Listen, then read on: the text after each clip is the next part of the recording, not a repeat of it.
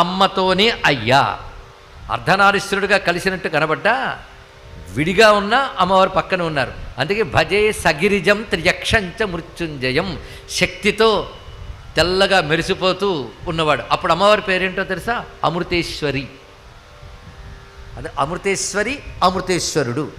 అమృతేశ్వరి మంత్రం అనే మంత్రశాస్త్రంలో చాలా ఉంది. ఆ గోల మనకెందుకు? అమృతేశ్వరాయ నమః అనుకుని అమ్మవారిని అయ్యవారిని తెల్లని కమలంలో కూర్చొని చంద్రలేఖ దాల్చి అమృతంతో తడిసిపోతున్న రూపాన్ని ఒక్కసారి మనస్సులో ధ్యానిస్తే చాలండి.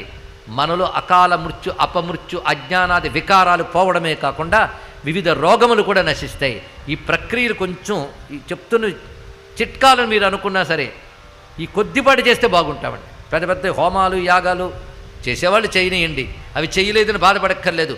ఒక మూల ప్రశాంతంగా కూర్చొని ఆ మృత్యుంజయమూర్తిని ధ్యానించి మృత్యుంజయ అన్న శ్రీ అమృతేశ్వరాయ